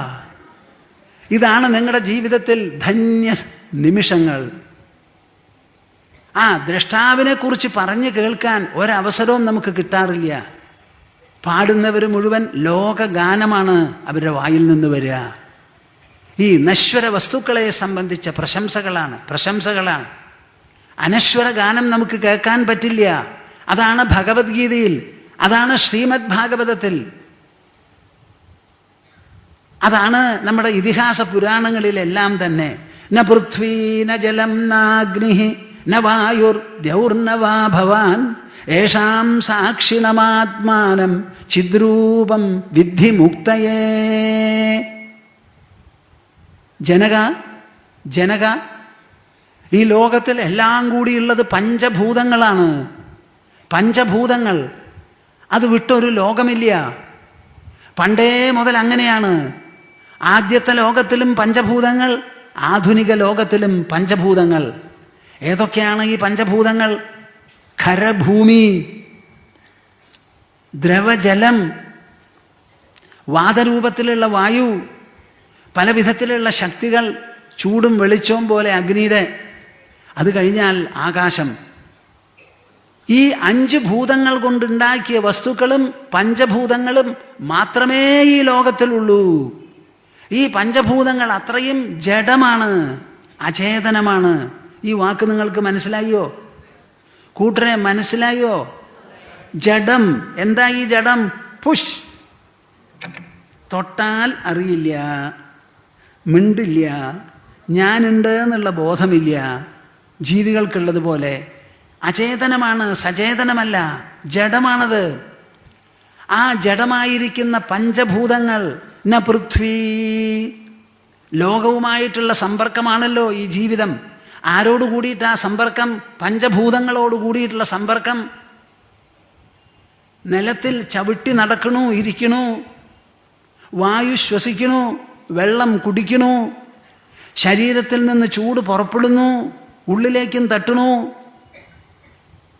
നമ്മൾ സംസാരിക്കുന്ന സമയത്ത് ആകാശത്തിലൂടെ സഞ്ചാരവുമുണ്ട് ശബ്ദത്തിന്. ഇങ്ങനെ എല്ലാ സമയത്തും പഞ്ചഭൂതങ്ങളുമായിട്ടുള്ള സമ്പർക്കമാണ് നമുക്ക്. അത് പഞ്ചഭൂതങ്ങളായും പാഞ്ചഭൗതിക വസ്തുക്കളായും ഈ സമ്പർക്കമാണ് നമ്മുടെ ജീവിതം എന്ന് പറയുന്നത്. അവർ life is a constant interaction. In the whole interactional process the individual remains the subject, the singular and irreplaceable subject, always, ever and ever. There is no change whatsoever in the individual subject. The entire rest of the things he interacts with, Everything comes under the object, Panchabhutas. They are all inert, insentient to the core. നമ്മൾ ഈ ലോകത്തോടു കൂടി സമ്പർക്കം പുലർത്തുന്ന സമയത്ത് എന്തിനോടെല്ലാം സമ്പർക്കം പുലർത്തുന്നുണ്ടോ, നമ്മളെ മാതിരിയുള്ള ജീവികളോ മനുഷ്യരോ അല്ലാത്തവര് എല്ലാം തന്നെ ജഡവസ്തുക്കളാണ്. ജഡവസ്തുക്കളാണ്. ആ ജഡവസ്തുക്കളിൽ നീ ഏതെങ്കിലും ഒന്നാണോ എന്ന് ആലോചിക്കുക ജനക. ന പൃഥ്വി, നീ ഭൂമിയല്ല. ന ജലം, ജലമല്ല. ന അഗ്നിഹി, അഗ്നിയല്ല. ന വായുഹു, വായുവല്ല. ദ്യൗഹു ന, ആകാശവുമല്ല. പിന്നെ നീ ആരാ? ഏഷാം സാക്ഷിതമാത്മാനം. ഈ കാണുന്നത് എല്ലാത്തിനെയും നോക്കിക്കാണുന്ന സാക്ഷിയാണ് ഞാൻ. ഭൂമിയെ കാണുമ്പോൾ ഭൂമിയുടെ സാക്ഷി, ആകാശത്തെ നോക്കുമ്പോൾ ആകാശത്തിൻ്റെ സാക്ഷി, സമുദ്രപ്പരപ്പിൽ മുൻപ് നിന്ന് നോക്കുമ്പോൾ സമുദ്രപ്പരപ്പിൻ്റെ സാക്ഷി. സാക്ഷി, സാക്ഷി, കാണപ്പെടുന്ന വസ്തുവല്ല. ഏഷാം സാക്ഷിണമാത്മാനം. നീ സ്വയം ഇവ എല്ലാറ്റിൻ്റെയും സാക്ഷിയാണ്. ചിദ്രൂപം വിദ്ധി മുക്തയെ. ഇങ്ങനെ സാക്ഷിത്വത്തോടുകൂടി ഞാൻ സാക്ഷിയാണെന്ന് അറിഞ്ഞുകൊണ്ടും ഉണർന്നുകൊണ്ടും വ്യവഹരിക്കുന്ന ഈ ലോകജീവിതത്തിൽ ആ വ്യവഹരിക്കുന്ന വ്യക്തിയുണ്ടല്ലോ, അയാൾ വാസ്തവത്തിൽ ചിദ്രൂപിയാണ്. ബാക്കിയുള്ളത് മുഴുവൻ ജഡരൂപികളാണ്. ആ ജഡരൂപിയായിരിക്കുന്ന പ്രപഞ്ച വസ്തുക്കളല്ല നീ. നീ ചിദ്രൂപിയാണ്. ആ ചിദ്രൂപത്തിനെ മനസ്സിലാക്കൂ മോക്ഷത്തിന് വേണ്ടി. ഇവിടെ മനസ്സിലാക്കാൻ എത്ര കൂട്ടം കാര്യങ്ങളുണ്ട് ഒന്ന് പറയും ബുദ്ധിയുള്ളവരെ. മനസ്സിലാക്കാൻ ഇവിടെ എത്ര കൂട്ടം കാര്യങ്ങളുണ്ട്. പഞ്ചഭൂതങ്ങൾ 5, ജഡം. അതിനെ നോക്കിക്കാണുന്ന ചിത്ത്. നിങ്ങളുടെ ഉള്ളിൽ സ്വയം ഞാൻ ഞാൻ എന്ന വാക്ക് പറയുമ്പോൾ അതുകൊണ്ട് കുറിക്കുന്നതും സൂചിപ്പിക്കുന്നതും അതിന് നിദാനവുമായിരിക്കുന്ന ഞാൻ. ഈ ഞാൻ ഒന്ന്, ബാക്കിയൊക്കെ അനേകം. നിങ്ങൾ ഈ അനേക ജഡവസ്തുക്കളല്ല, അവയെ നോക്കിക്കാണുന്ന ചിത്താണ്. ഈ ചിത് സ്വരൂപത്തിൽ ജഡങ്ങൾക്ക് ഒരു വിധത്തിലുള്ള സ്വാധീനവുമില്ല. എത്ര നിങ്ങൾ കണ്ടാലും കാണപ്പെട്ട വസ്തുവിൻ്റെ ഏതെങ്കിലും ഒരു കറ നിങ്ങൾക്ക് കിട്ടുമോ? എന്താ ഒരു മിണ്ടാതെ. വെളുപ്പ് നിറത്തിനെ കണ്ടാൽ നമ്മുടെ കണ്ണ് വെളുക്കോ? കറുപ്പ് നിറം കണ്ടാൽ നമ്മുടെ കണ്ണ് കറക്കോ? ദുഃഖം അനുഭവിച്ചാൽ നമ്മളെ ദുഃഖം സ്പർശിക്കോ? സുഖം അനുഭവിച്ചാൽ നമ്മെ സുഖം സ്പർശിക്കോ? പറയാൻ എന്താ നിങ്ങൾക്ക് മടിയന്മാരെ? സുഖം ഞാൻ അനുഭവിക്കുകയാണ്. അനുഭവിക്കുന്ന സമയത്ത് അത് വിഷയമാണ്. ഞാൻ അതിനെ അനുഭവിക്കുന്നവനാ. ഞാൻ സുഖം അനുഭവിക്കുമ്പോൾ സുഖമാകുന്നില്ല. സുഖമായാൽ പിന്നെ സുഖം വിട്ട് എങ്ങനെ ദുഃഖത്തിലേക്ക് പോകും? സുഖം വിട്ട് ദുഃഖത്തിലേക്ക് പോകുമ്പോൾ സുഖം എന്നിൽ നിന്ന് പോയിട്ടാണല്ലോ ദുഃഖത്തിലേക്ക് പോകുന്നത്. അതുമാതിരി ദുഃഖത്തെയും വിട്ട് ഞാൻ സുഖത്തിലേക്ക് പോണു. അപ്പം ഞാൻ സുഖമോ ദുഃഖമോ ആണോ? എന്താ വരും മിണ്ടാത്തെ? ആലോചിക്കണപ്പാ. ഏഷാം സാക്ഷിണമാത്മാനം ചിദ്രൂപം വിദ്ധിമുക്തയെ. അപ്പൊ ഈ ലോകം മുഴുവനും ജഡമാണ്. എന്നാൽ കാണപ്പെടുന്നതും വ്യവഹരിക്കപ്പെടുന്നതുമാണ്. ഇതിൽ നിന്ന് ഒരു സാധനവും എൻ്റെ ഉള്ളിൽ കിടക്കില്ല, എന്നെ നിറം പിടിപ്പിക്കില്ല, എനിക്കൊരനുഭവം എന്നിൽ ഏശിപ്പിക്കില്ല. ഞാൻ സ്വതന്ത്രനായി സ്വച്ഛനായി ദ്രഷ്ടാവായി നിൽക്കുന്ന ഒരുവനാണ്. ഇവിടെ ദൃഷ്ടൃപദത്തിന് അർഹനായി അല്ലെങ്കിൽ അർഹമായി ഒന്നും തന്നെയില്ല. ലോകം എൻ്റെ മുൻപിൽ നിൽക്കട്ടെ, വൈകുണ്ഠം എൻ്റെ മുൻപിൽ വരട്ടെ, കൈലാസം പ്രത്യക്ഷപ്പെടട്ടെ, ഞാൻ അതെല്ലാറ്റിൻ്റെയും ദ്രഷ്ടാവാണ്. എൻ്റെ ദൃഷ്ടൃസ്ഥാനത്തിന് ഒരു മാറ്റവും വരില്ല. ഞാൻ ദ്രഷ്ടാവായി നിൽക്കുന്നു. ലോകം മുഴുവനും ദൃശ്യം. അങ്ങനെ ദൃശ്യത്തെയും ദ്രഷ്ടാവിനെയും വ്യത്യാസപ്പെടുത്തി കാണാൻ സാധിച്ച് നിങ്ങൾ ചിദ്രൂപിയായിരിക്കുന്ന ദ്രഷ്ടാവാണെന്ന് ബോധ്യം വന്നാൽ പിന്നെ നിങ്ങൾക്ക് എന്തു വേണം കൂട്ടരെ ഒന്ന് പറയും. ഇങ്ങനെ ആയിത്തീരാൻ നിങ്ങൾക്ക് എന്തു വേണം? അവനവൻ്റെ ബുദ്ധിയും മനസ്സും ഉപയോഗിച്ച് വിചാരം ചെയ്യണം, ആലോചിക്കണം, ഗ്രഹിക്കണം. അഷ്ടാവക്രൻ പറഞ്ഞു കൊടുത്തപ്പോൾ ജനകൻ ആ പറയുന്നത് ഓരോന്നും അങ്ങോട്ട് സ്വാംശീകരിച്ചെടുത്തു, ആത്മസാത്കരിച്ചെടുത്തു. അതുതന്നെയാണ് പരീക്ഷിത്തും ചെയ്തത്. 7 ദിവസം പരീക്ഷിത്ത് കേട്ടു. 18 ദിവസം ശ്രീരാമചന്ദ്ര മഹാപ്രഭു കേട്ടു. 2.5 മണിക്കൂർ നേരം അർജുനൻ കേട്ടു. ഇവിടെയുള്ള പ്രേക്ഷകരോ കൊല്ലം തോറും കേൾക്കുന്നു.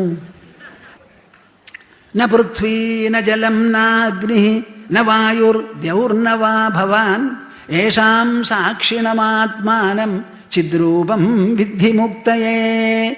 ഈ ചിദ്രൂപമായ സത്യത്തെ പ്രതിപാദിക്കാനാണ് ശ്രീമദ് ഭാഗവതം. ഒരു പ്രധാനപ്പെട്ട സ്തുതികളുണ്ട്. നമ്മുടെ സംസ്കാരം വളരെ വിശേഷപ്പെട്ടതാ. രൂപം രൂപവിവർജിതസ്യ ഭവതോ ധ്യാനേന യത് കൽപ്പിതം സ്തുത്യാ അനിർവചനീയത അഖില ഗുരോ ദൂരീകൃതായന്മയാ വ്യാഭിത്വം ച നിരാകൃതം ഭഗവതോ യത്തീർത്ഥയാത്രാദിനാ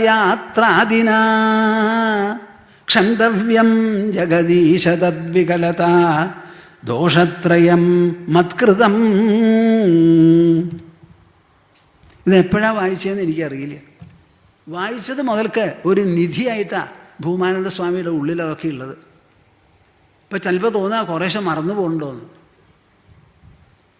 രൂപം രൂപവിവർജിതസ്യ ഭവതോ ധ്യാനേന യത് കൽപ്പിതം. 3 വിധത്തിലുള്ള തെറ്റ് ചെയ്തു ഞാൻ മഹാപ്രഭോ. എന്താ തെറ്റ്? രൂപം രൂപവിവർജിതസ്യ ഭവതോ ധ്യാനേന യത് കൽപ്പിതം. ഞാനിങ്ങനെ ധ്യാനിച്ച് അങ്ങക്ക് പല രൂപവും അവരോധിച്ച് അങ്ങനെ അങ്ങോട്ട് ധ്യാനിക്കാൻ നോക്കി. ഗജാനനായി, മുരുകനായി, ദേവിയായി, മഹാവിഷ്ണുവായി, ചതുർഭുജധാരിയായി, ശിവനായി, പാർവതിയായി, അങ്ങനെ പലതരത്തിലും ഞാൻ ഈ പലതരത്തിലും അങ്ങക്ക് രൂപമുണ്ടാക്കി ഭാവിക്കാൻ പുറപ്പെട്ടപ്പോൾ ഞാൻ ചെയ്തത് ശരിയല്ല, തെറ്റാ. എന്താ കാരണം? രൂപവിവർജിതസ്യ ഭവതോ.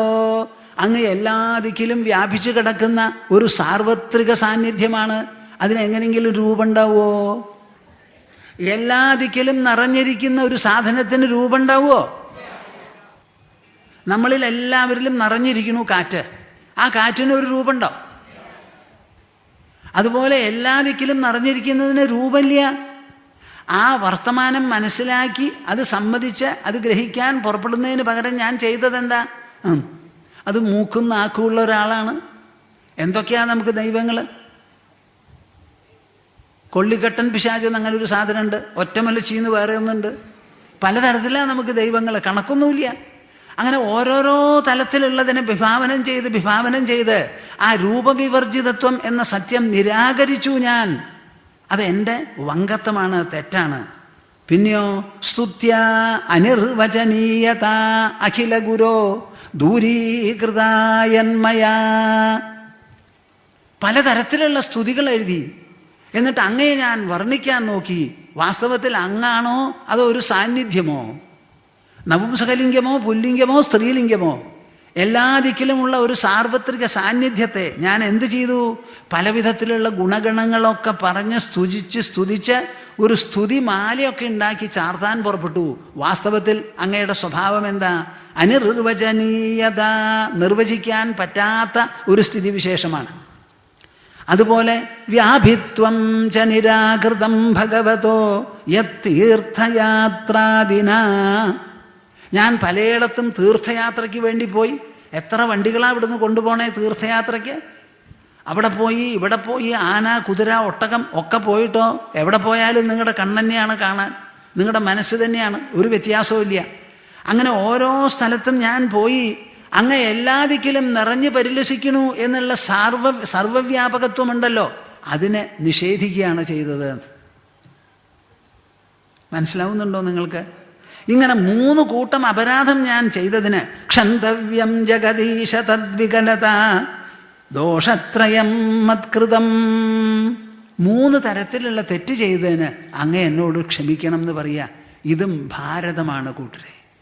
ഇതാണ് നമ്മുടെ സംസ്കാരം. ഇത് പറയാൻ ആരുമില്ല എന്നുള്ളത് വേറൊരു കാര്യം. ചിലരെങ്കിലും ഉണ്ടല്ലോ എന്നുള്ളത് നല്ല കാര്യം.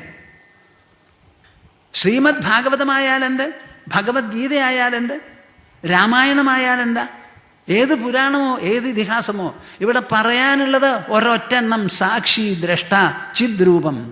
ബാക്കി മുഴുവനും ഇവിടെ ദൃശ്യമാണ്. വൈകുണ്ഠം ദൃശ്യമാണ്, കൈലാസം ദൃശ്യമാണ്, സ്വർഗം ദൃശ്യമാണ്, ബ്രഹ്മലോകം ദൃശ്യമാണ്, സത്യലോകം ദൃശ്യമാണ്. ആ ദൃശ്യം മുഴുവനും ജഡമാണ്, ജഡമാണ്, ജഡമാണ്. ചേതനാമയമായിട്ട് ഒന്നേ ഉള്ളൂ, ഞാൻ, ഞാൻ, ഞാൻ. ഞാൻ എന്ന ശബ്ദം കൊണ്ട് സൂചിപ്പിക്കുന്ന ആ ഉൾ ചൈതന്യമുണ്ടല്ലോ, അത് മാത്രമേ ഇവിടെ ചിദ്രൂപമുള്ളൂ. അതിനെ മനസ്സിലാക്കണം, അതിനെ മനസ്സിലാക്കണം, അതിനെ ഗ്രഹിക്കുകയാണ് വേണ്ടത്. എങ്ങനെ ജ്ഞാനം കിട്ടും, എങ്ങനെ മോക്ഷം കിട്ടും എന്നെന്നോട് ചോദിച്ചുല്ലോ. അതിന് മറുപടി ഇതാണ്, ചിദ്രൂപം വിദ്ധി മുക്തയെ. ഈ അന്വേഷണം പുറമേയുള്ള ഒരു വസ്തുവിനെ അന്വേഷിക്കുകയല്ല, അവനവൻ്റെ ദേഹത്തിൽ, അവനവൻ്റെ പേഴ്സണാലിറ്റി, വ്യക്തിത്വത്തിൽ സദാ പരിലസിക്കുന്നതും ഉറങ്ങുമ്പോഴും സ്വപ്നം കാണുമ്പോഴും ഉണർന്നിരിക്കുമ്പോഴും എപ്പോഴും സ്വല്പമെങ്കിലും ഒരു ഇളക്കമോ ഒരു മറിച്ചലോ ഒരു അഭാവമോ ഇല്ലാതെ സദാ പരിലസിക്കുന്ന, ഏകദാനമായി പരിലസിക്കുന്ന ഈ സാന്നിധ്യമുണ്ടല്ലോ, ദൃഷ്ടൃ സാന്നിധ്യം, അതിനെ വേണ്ടതുപോലെ വിവേചനം ചെയ്ത് അറിയുന്നതാണ് ആവശ്യം. അതാണ് ശ്രീമദ് ഭാഗവതം പറയുന്നത്, സത്യം പരം ധീമഹി. ഇങ്ങനെ വിചാരം ചെയ്ത് അറിവുള്ളവർ പറഞ്ഞ് ഇതേമാതിരി ഒരു സദസ്സിൽ അവതരിപ്പിക്കുമ്പോൾ നിങ്ങൾക്ക് ഇന്നേ വരെ ഇല്ലാത്ത വിവേകവും തീവ്രതയും ഉണ്ടാവണം. ആ തീവ്രതയ്ക്ക് വിധേയമായി കാര്യങ്ങൾ മനസ്സിലാക്കി ഗ്രഹിച്ച് ആ ഗ്രഹിച്ചതിനെ തുടർന്ന് വേണം ഇതങ്ങോട്ട് ഉണരാനും നുണയാനും നുകരാനും. ന പൃഥ്വീ ന ജലം നാഗ്നിഃ ന പൃഥ്വീ ന ജലം നാഗ്നിഃ ന വായുർദ്യൗർന വാ ഭവാൻ യേഷാം സാക്ഷിണമാത്മാനം ചിദ്രൂപം വിദ്ധി മുക്തയേ. ഈ അപരാവിദ്യ എന്ന് പറയാനുള്ള കാരണം നിങ്ങൾക്ക് മനസ്സിലായോ? ഇതിൽ പരാവിദ്യ ഇനി എന്താ? യയാ തത് അക്ഷരമധിഗമ്യതേ.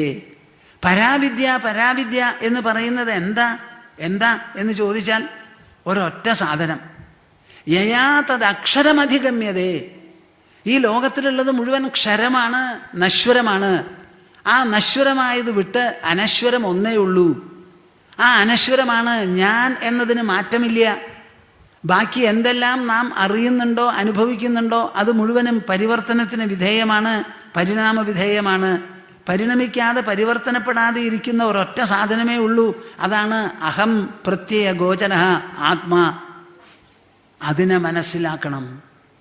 അതിനെ, ആ അക്ഷരത്തെ മനസ്സിലാക്കി തരുന്നത് മാത്രമേ പരാവിദ്യയാകൂ. ബാക്കിയുള്ളവർ അനവധിയാണ്, വസ്തുക്കൾ അനവധിയായതുകൊണ്ട് അതൊക്കെ അപരാവിദ്യ, ഇത് പരാവിദ്യ. യയാ തദക്ഷരമധിഗമ്യതേ. ആ അക്ഷരം എന്താണെന്നാണ് പിന്നെ പറഞ്ഞു മനസ്സിലാക്കുന്നത്. നാളെ ഞാനത് പറയാം. യത്തദ്രേഷ്യമഗ്രാഹ്യമഗോത്രമവർണം അചക്ഷുശ്രോത്രം തദപാണിപാദം നിത്യം വിഭും സർവഗതം സുസൂക്ഷ്മം തദവ്യയം യത് ഭൂതയോനിം പരിപശ്യന്തി ധീരാ. എങ്ങനെയുണ്ട് ഉപനിഷത്ത്? നിങ്ങൾക്ക് കേൾക്കേണ്ടതാണോ? മനസ്സിലാവുന്നുണ്ടോ?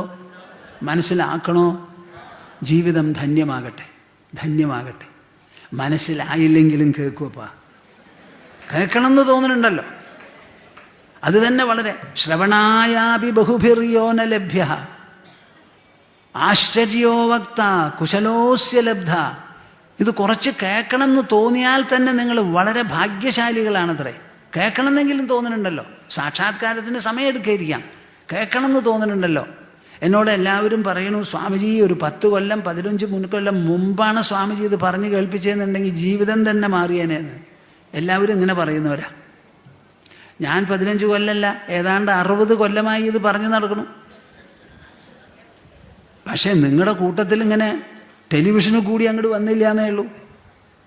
അധികവും ഞാൻ സംസാരിക്കുന്നത് കേരളത്തിന് പുറത്താണ്.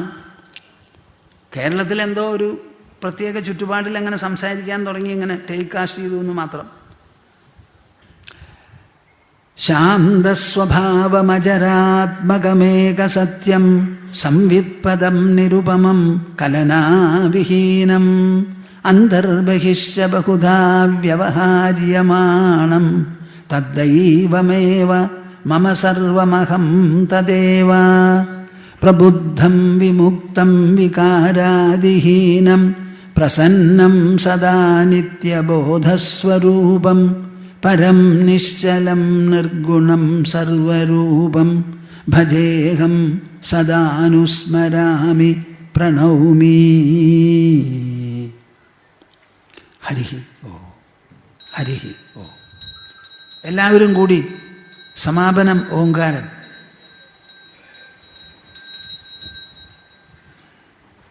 ഓ